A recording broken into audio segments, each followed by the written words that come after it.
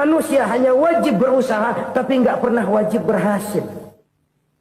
Banyak hal-hal yang kalau kita renungkan secara rasio nggak mungkin, tapi jadi kenyataan. La haula wala quwata illa billah. Tidak ada daya dan kekuatan kecuali bagi Allah semata-mata. Kesadaran moral akan kelemahan dan keterbatasan makhluk bernama manusia. Kadang kita kagum dengan otak, tapi kita sering lupa sama yang bikin otak. Padahal bagaimanapun hebatnya otak, yang bikin otak pasti lebih hebat dari otak. Nggak percaya, silahkan otak-otakan. Inilah kecenderungan. Kita kagum dengan pesawat-pesawat mutakhir, bukan main, besi gede banget terbang itu.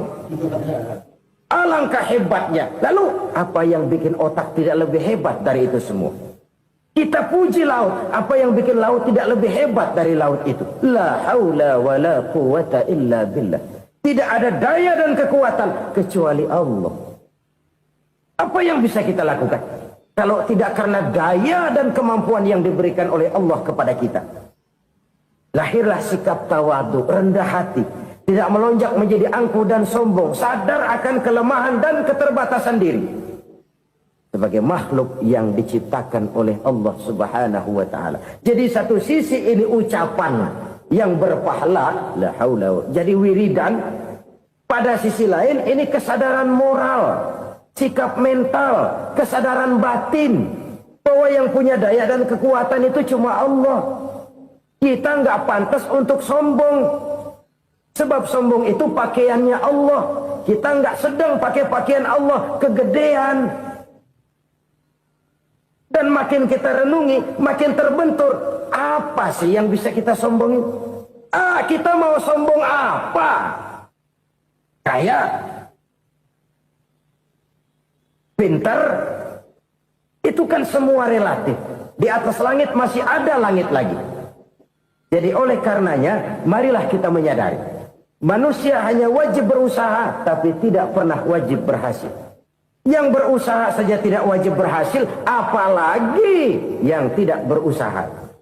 Islam bukan agama orang pemalas yang selesai sholat lalu endelohom, enggelenggem ayem-ayem.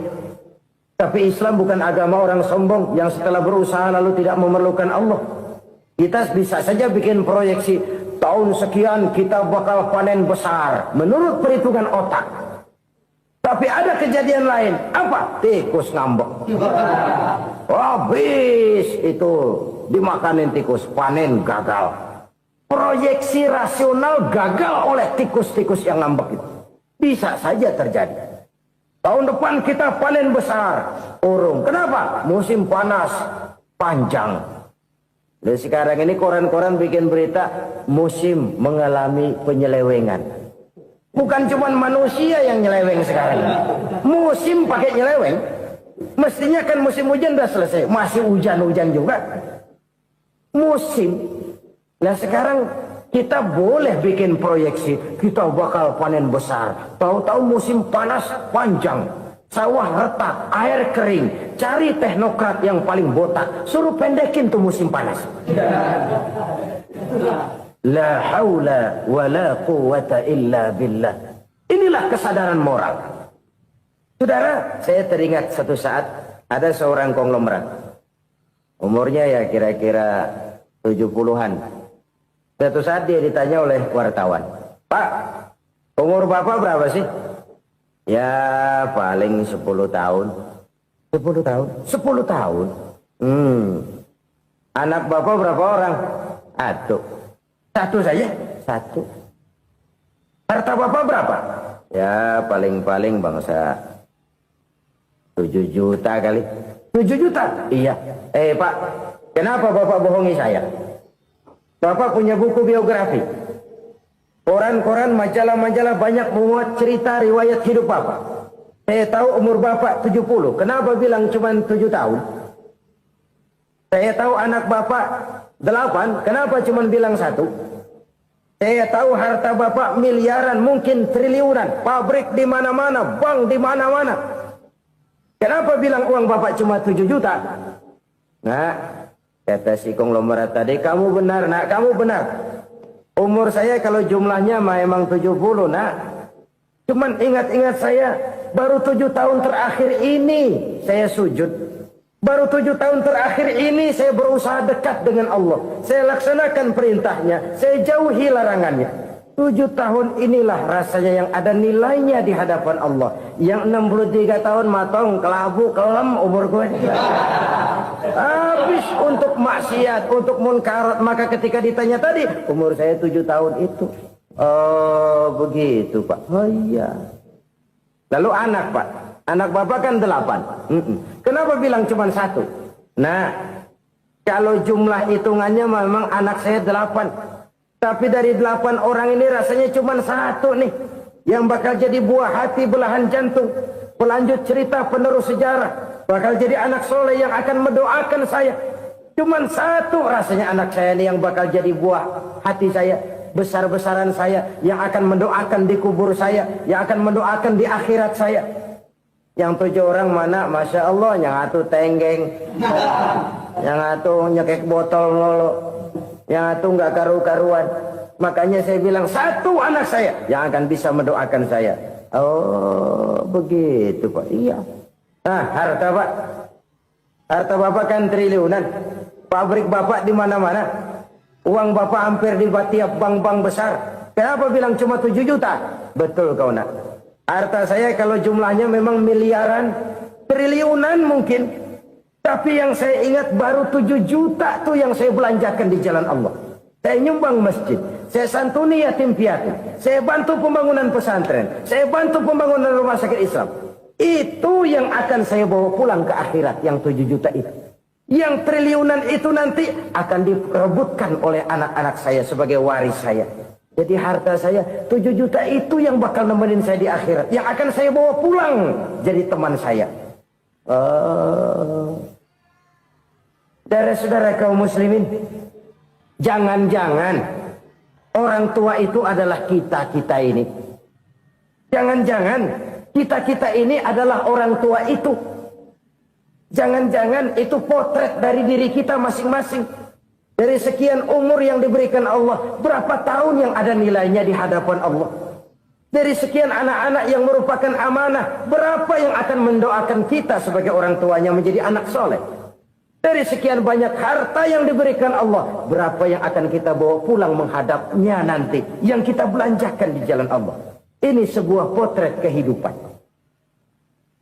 Karena itu kita kembali kepada la haula wa la quwata illa billah.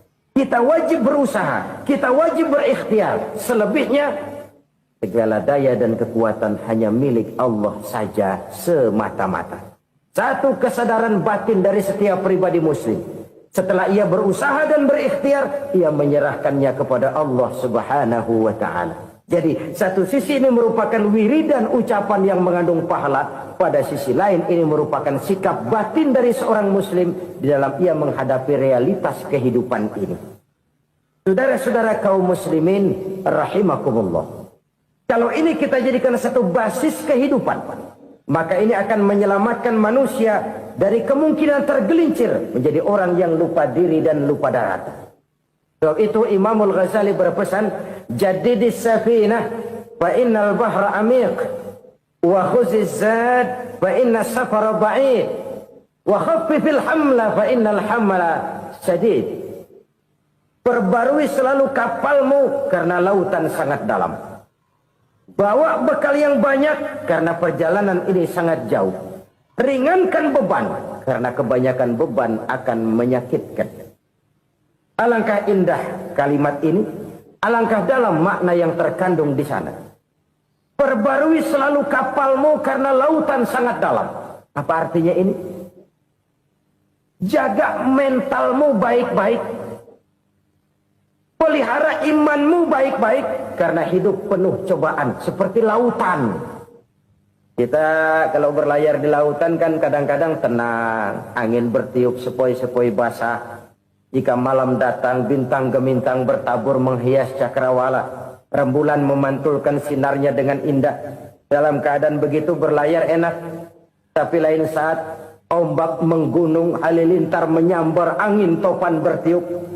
Berapa banyak sudah saudara-saudara kita yang tenggelam di lautan dunia. Tanpa sadar bahwa dia belum sampai kepada pantai yang akan dituju.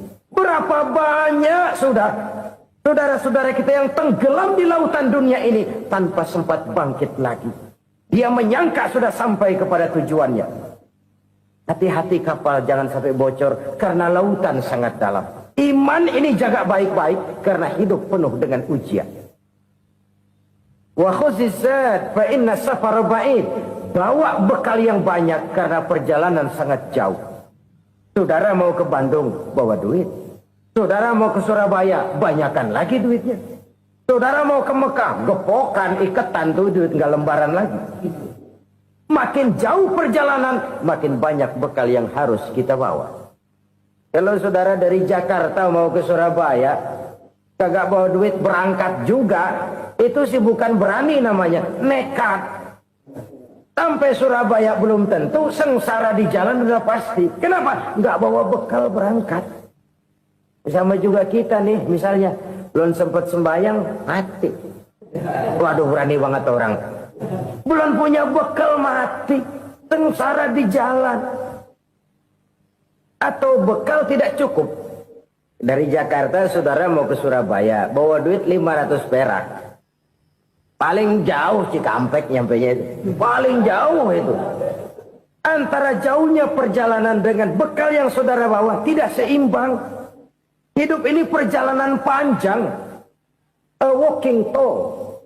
Dimulai dari alam arwah. Sebelum jasad diciptakan, roh diciptakan lebih dulu. Dari situ pindah ke alam rahim. Dari alam rahim pindah ke alam dunia. Dari alam dunia pindah ke alam barzah. Baru menuju akhirat. Satu perjalanan panjang. Kalau bekal tidak bawa, sengsara di jalan. Bawa bekal yang banyak karena perjalanan ini sangat jauh. Wa khaffifil hamla, ringankan beban karena beban itu cuma akan menyulitkan. Kalau bekal itu sih keperluan, tapi beban nggak kita perluin, cuma ngeberat-beratin. Apa ini beban? Dosa. Kecurangan, kebatilan, kesoliman, ketidakadilan, kesewenang-wenangan. Itu akan jadi beban kita di akhirat. Alangkah celakanya, perjalanan panjang, bekal tidak bawa, beban kelewat banyak. Alamat sengsara di jalan. Pahala tidak ada, dosa berlipat ganda. Na'udzubillah, summa na'udzubillah. Kalau kita rangkum nasihat Al-Ghazali dengan kisah si konglomerat tadi, kita akan mengambil kesimpulan. Pertama, bekal terbaik dalam menghadapi gejolak kehidupan ini tidak lain adalah iman. Yang kedua, pahala dan dosa. Dua hal kontroversial. Pahala adalah bekal, dosa adalah beban. Tapi kita sekarang kan tidak begitu terangsang kepada yang abstrak. Orang berlomba mencari yang konkret-konkret saja. Yang real. Kalau memang dosa, benjol dong. Kira-kira begitu. Kira-kira begitu. Persis orang Yahudi dulu. Orang Yahudi itu kan pernah minta kepada Nabi Musa. Ya Musa, lan nu'mina laka hatta narallaha jahrah. Musa, kami nggak bakal mau beriman kepada Allah kalau belum kami lihat Allah ada nongkrong di depan kami. Kalau memang Tuhan ada, taruh dong di depan kami. Mau yang konkret-konkret saja. Kalau memang dosa, benjol dong. Kalau memang pahala, berasa dong. Orang terangsang kepada yang real, yang konkret-konkret saja. Karena itu, untuk mengejar dosa, orang mau bayar. Tapi untuk mengejar pahala, walaupun tidak bayar, orang segan. Ini yang dikatakan oleh Nabi, kamu mengharapkan ke surga, tapi kamu berat melaksanakan sesuatu yang bisa membawa kamu ke surga. Kamu ingin jauh dari neraka, tapi tiap saat kamu lakukan perbuatan-perbuatan yang justru menjerumuskan kamu ke neraka.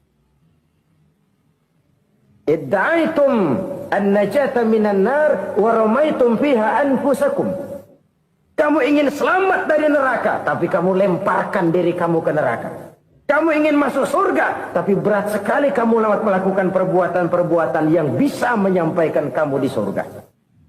Saudara-saudara kaum muslimin, rahimakumullah. Jadi hal keempat yang merupakan perbendaharaan surga adalah la haula wa la quwata illa billah. Satu sisi ini merupakan ucapan yang memperberat timbangan akhirat. Pada sisi lain ini merupakan sikap hidup seorang muslim. Kesadaran batin yang sangat dalam bahwa tidak ada daya dan kekuatan kecuali Allah. Dan itu kita simbolkan pada saat memulai pekerjaan dengan Bismillah. Dengan menyebut nama Allah. Satu kesadaran moral. Saya hanya bisa melakukan ini karena diberikan daya dan kekuatan oleh Allah. Lahirlah sikap tawadu, rendah hati, tidak melonjak menjadi angkuh dan sombong. Saudara-saudara, sampai sini dulu jumpa kita kali ini. Semoga 4 perbendaharaan surga ini dapat kita lakukan, yang kelak akan merupakan bekal kita di kemudian hari nanti. Amin ya rabbal alamin. Bapak-bapak, ibu-ibu, saudara-saudara kaum muslimin rahimakumullah. Di dalam kehidupan kita sebagai seorang muslim, minimal 5 kali dalam sehari semalam kita mendengar seruan untuk mendirikan solat yang disebut azan. Ada kalimat menarik di dalam kalimat azan itu, yakni seruan hayya 'alal falah, marilah menuju kepada keberuntungan, marilah meraih kemenangan. Seruan ini adalah kecenderungan dari setiap manusia, apapun warna kulitnya. Artinya, setiap orang dalam hidup selalu ingin meraih dan mencari kemenangan. Kemenangan akan melahirkan kepuasan batin, dan kepuasan batin memberikan kebahagiaan. Sedangkan kekalahan melahirkan penderitaan batin, dan penderitaan batin menjerumuskan seseorang di dalam berbagai bentuk kerugian. Jikalau inilah seruan azan, maka masalahnya ialah apa yang menyebabkan kita meraih kemenangan. Al-Quranul Karim memberikan tuntunan dan ajaran kepada kita bahwa orang-orang yang memperoleh kemenangan itu tidak lain adalah orang-orang yang bertakwa. Hanyalah mereka yang bertakwa kepada Allah Subhanahu wa ta'ala pada akhirnya akan tampil sebagai pemenang. Lalu siapa orang yang bertakwa itu? Dijelaskan dalam awal-awal Al-Baqarah, orang yang bertakwa yang akan meraih kemenangan. Pertama, allazina yu'minuna bil ghaib, yaitu orang-orang yang beriman kepada yang gaib. Percaya bahwa ada alam yang gaib, alam yang abstrak, alam yang tidak bisa dijangkau oleh salah satu daripada panca indera kita. Mereka percaya dan beriman kepada adanya malaikat, beriman kepada adanya iblis dan jin, beriman kepada adanya alam kubur, beriman kepada adanya alam mahsyar, beriman kepada adanya alam akhirat, beriman kepada adanya surga dan neraka. Beriman bukan cuma sekedar beriman dalam ucapan bibir saja, tetapi beriman yang nilai iman itu mampu mewarnai gerak dan gaya hidupnya. Iman yang meresap sampai ke tulang sumsum, kemudian memberikan dampak positif di dalam kehidupan manusia. Alam, kita tahu, adalah sesuatu yang selain Allah, dan Allah bukanlah alam. Apapun namanya selain daripada Allah, itu adalah alam. Alam pada hakikatnya terbagi menjadi 2. Ada alam syahadah, alam nyata, alam konkret, alam yang bisa dijangkau oleh salah satu indera kita. Kemudian ada alam ghaib, alam yang tidak bisa dijangkau oleh panca indera kita, alam metafisika, alam abstrak, alam yang wajib kita imani keberadaannya. Kita percaya bahwa malaikat itu ada. Kita percaya kepada jin, bahwa jin itu ada. Kita percaya kepada adanya iblis dan setan. Bukan percaya kepada iblis dan setannya, percaya bahwa iblis dan setan itu ada. Itu termasuk salah satu daripada sifat orang yang bertakwa kepada Allah. Saudara-saudara kaum muslimin rahimakumullah, kecenderungan pembangunan yang lebih bersifat materialistis biasanya menggeser aspek kehidupan rohani. Orang berpikir empiri, dan dalam pola pikir yang demikian maka alam gaib tidak lagi mendapat perhatian. Aspek kehidupan yang bersifat rohaniah malah mulai ditinggalkan. Akibatnya terjadilah kepincangan di dalam kehidupan kita. Pernah ada satu pengalaman pribadi dalam perjalanan kembali ke tanah air. Dalam pesawat di sebelah kanan saya duduklah seorang Jerman namanya Heiner Simonsen. Iseng saya ajak kenalan, saya ajak ngobrol, saya tanya dia. Saya bilang, Mas Heiner ini, kalau pesawat yang kita tumpangi ini jatuh ke bawah, kira-kira apa yang bakal terjadi, Mas? Dia bilang, kita semua akan mati.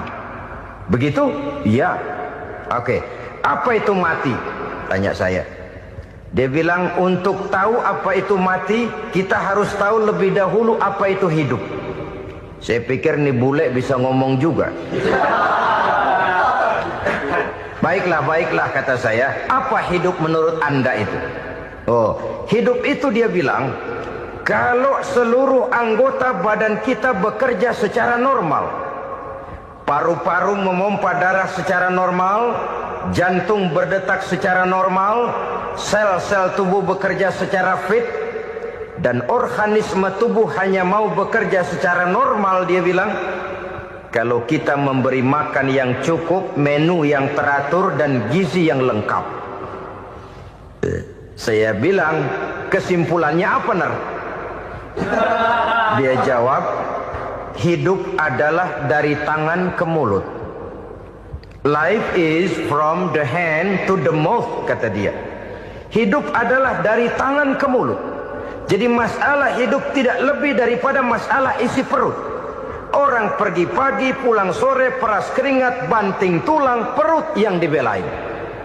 Saya bilang, you are wrong. Sampean salah, Ner. Kamu orang Islam bukan? Bukan. Pantas. Kenapa saya salah? Dia bilang. Ya jelas salah. Salahnya di mana?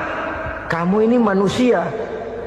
Kalau hidup cuma dari tangan ke mulut, saya bilang, kambing di kampung saya juga begitu pikirannya, Ner. Itu kambing di kampung saya, asal perutnya kenyang, sudah hidup dia.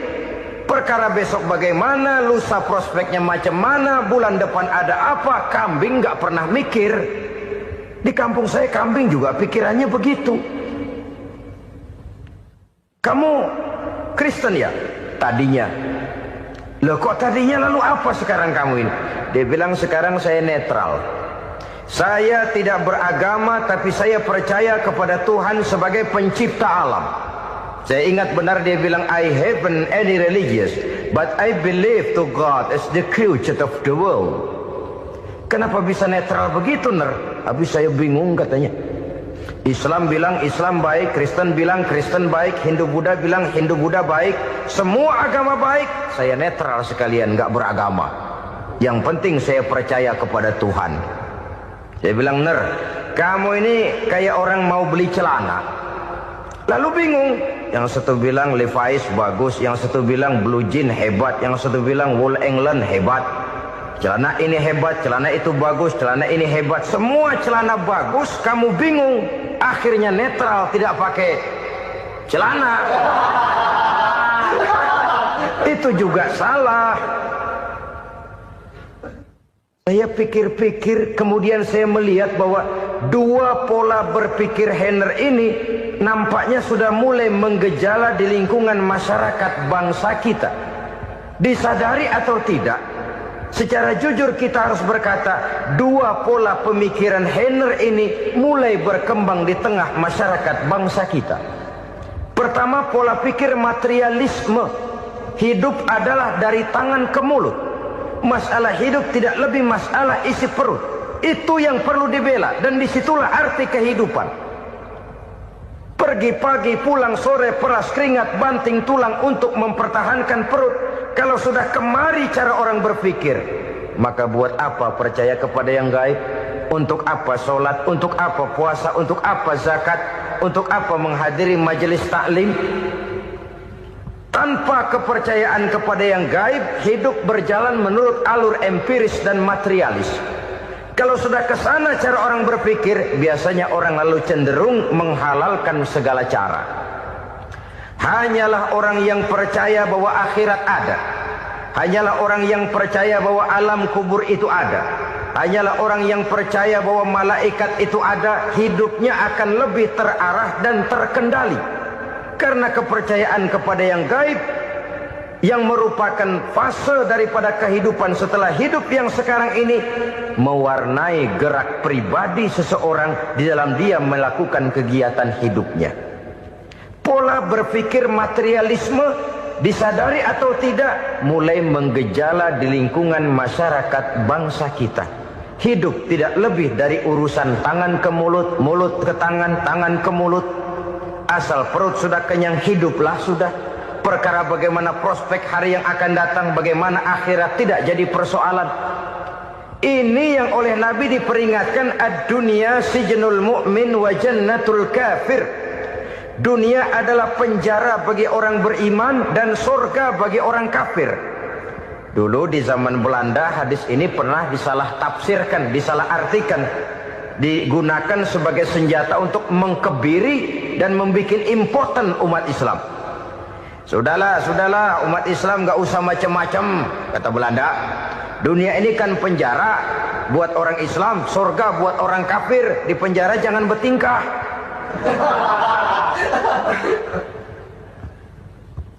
Pengertiannya tidak begitu. Dunia adalah penjara bagi orang mukmin. Artinya dalam kehidupan dunia seorang mukmin tidak bebas memperturutkan hawa nafsunya. Di penjara hawa nafsunya.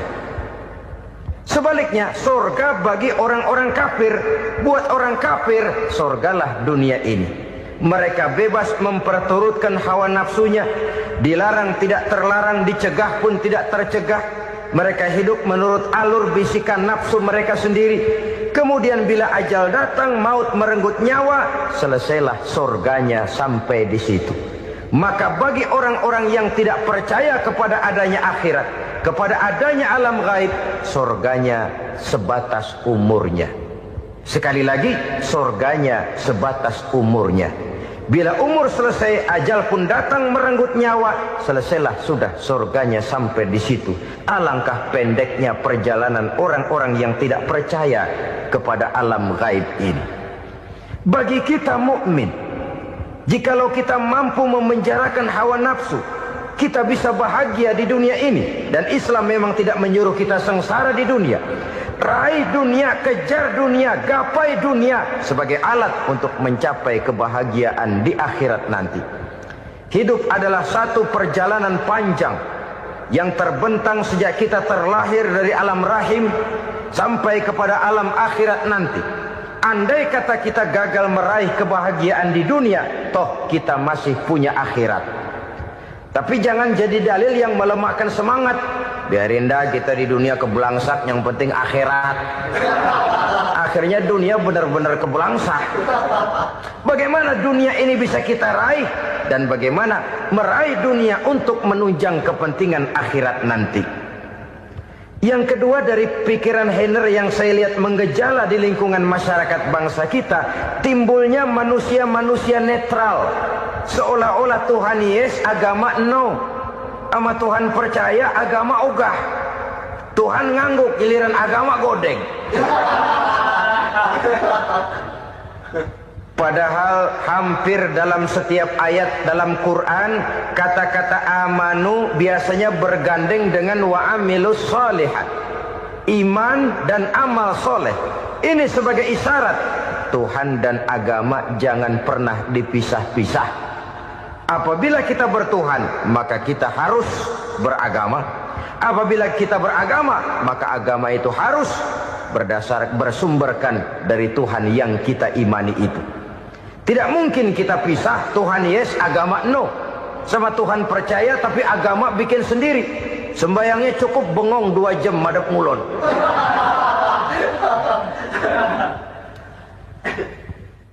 Saudara-saudara kaum muslimin rahimakumullah. Jadi dengan demikian, agama yang kita akui merupakan unsur mutlak di dalam pembangunan sekarang ini, merupakan bagian dari kehidupan yang menuntun kita bahwa di balik alam nyata ini, di balik alam syahadah ini ada alam gaib. Dan mudabbir, murabbi, yang mengatur, yang menguasai, yang memelihara baik dia alam nyata, baik dia alam gaib, tidak lain adalah Allah Subhanahu wa taala. Di sana ada satu super power, satu maha kekuatan yang kita perlu bersandar kepadanya. Sebagai makhluk nyata yang hidup di alam nyata, berbuatlah secara nyata sebagaimana harusnya kita berbuat. Karena Islam jelas bukan agamanya orang pemalas. Islam jelas bukan agamanya orang yang mengajarkan setelah selesai sholat boleh duduk, nggelenggem ayam-ayam, ndelohom, menghitung bintang di langit sambil menunggu keajaiban. Tidak. Islam adalah agama yang mengajarkan apabila sholat sudah selesai kamu kerjakan, bertebaranlah di permukaan bumi, cari karunia Tuhanmu. Jangan hidup berpangku tangan menunggu keajaiban. Karena hidup bukan undian. Jangan berharap untung besar tanpa mau peras keringat. Tapi di sebalik itu toh kita juga harus yakin bahwa di sisi usaha nyata yang kita lakukan ada satu super power, satu maha kekuatan gaib yang menentukan berhasil dan tidaknya usaha kita. Kepercayaan kepada hal semacam inilah yang mendorong kita untuk mempunyai sandaran vertikal, agar jikalau usaha ini berhasil, kita tidak lupa diri dan lupa daratan. Jikalau usaha ini gagal, kita tidak putus asa dan buruk sangka, tidak cupik pandangan dan sempit hati, tapi mampu melihat persoalan dengan kacamata putih sambil husnuzon kepada Allah Subhanahu wa ta'ala. Kita percaya malaikat itu ada.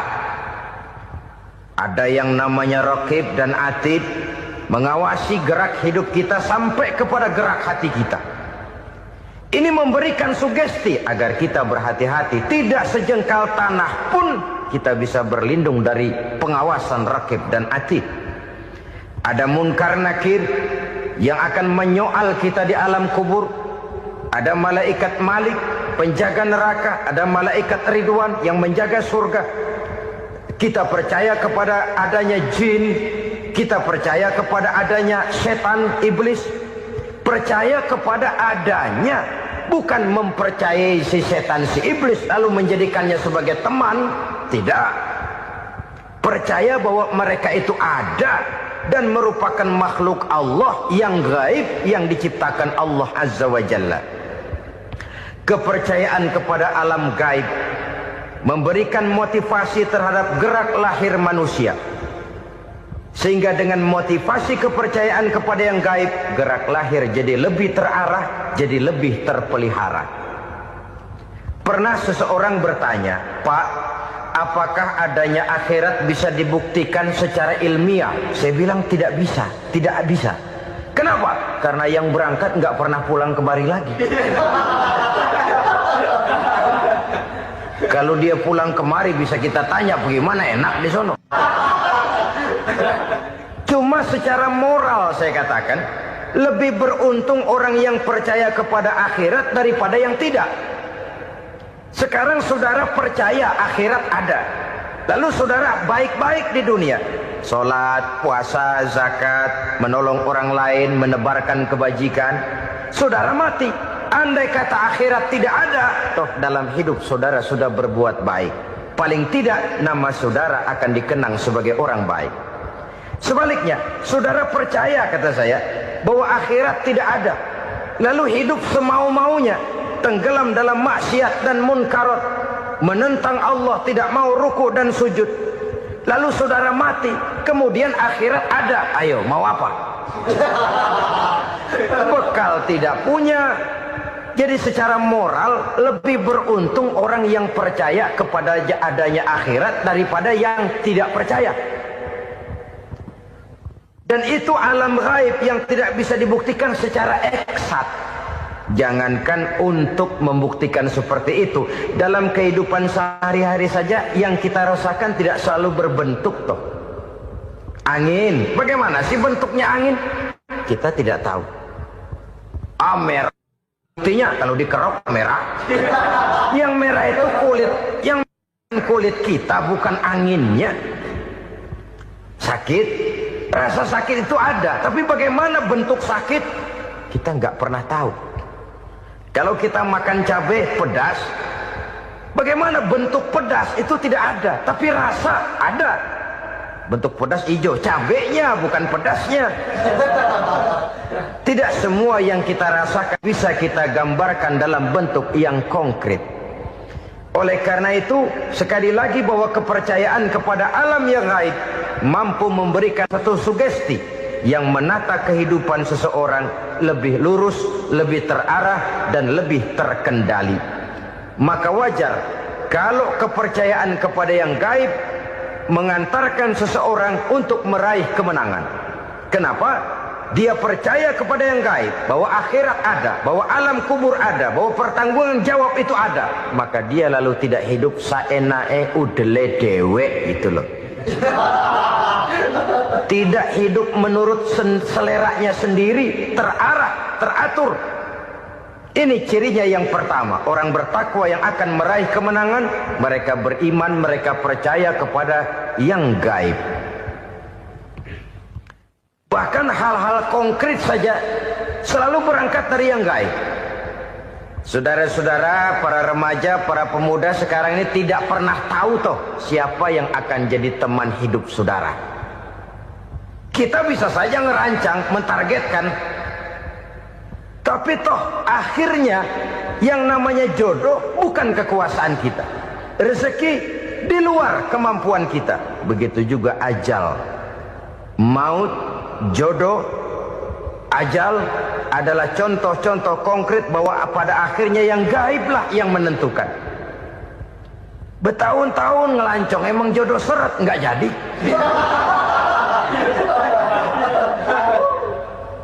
Begitu kenal baru setengah malam nginep ditangkap hansip. Hal-hal semacam itu kadang-kadang kita berpikir suuzon, gilet, perempuannya cakep banget, lakinya rebek amat. Memang begitulah jodohnya. Memang begitulah jodohnya. Saudara hadirin ma'asyiral muslimin yang saya hormati, jadi hal-hal yang konkret saja kita yakini sepenuhnya ditentukan oleh satu superpower yang gaib itu tadi. Dari sanalah segala ketentuan itu berangkat dan kesanalah segalanya akan kembali. Maka kepercayaan kepada yang gaib meluruskan gerak hidup seseorang dan itu akan mengantarkan dia kepada meraih kemenangan. Satu. Yang kedua, wa yuqimuna shalah. Orang bertakwa yang akan meraih kemenangan itu adalah orang-orang yang mendirikan sholat. Kenapa sholat mengantarkan orang untuk meraih kemenangan? Yang jelas, inna sholata tanha anil fahsya'i wal munkar. Sholat mampu mencegah manusia dari perbuatan keji dan munkar. Banyak filsafat hidup yang terkandung di dalam sholat ini. Sejak kita wudhu sampai kita menghadap ke arah kiblat, sampai kita melakukan gerak-gerak sholat, bacaan-bacaan yang ada di dalam sholat, lalu sampai kepada mengucapkan salam. Banyak filsafat hidup yang terkandung di dalam sholat. Umpamanya saja, setelah takbiratul ihram mulai kita dengan sholat dalam posisi berdiri, diajarkan dalam kitab-kitab fikih agar kita melihat ke arah tempat sujud. Ini kan filsafat kehidupan. Kalau kamu sholat dalam posisi berdiri, lihat tempat sujud. Jangan sholat mata jelalatan, sebab nanti bisa mengurangi kekhusyuan. Jadi wajar kalau yang dikatakan bahwa yang paling afdol adalah shaf yang di depan. Kenapa? Secara harfiah pengertiannya akan lebih mengundang kekhusyuan. Kenapa? Kalau kita di saf paling depan di masjid umpamanya paling banter, kita lihat tembok.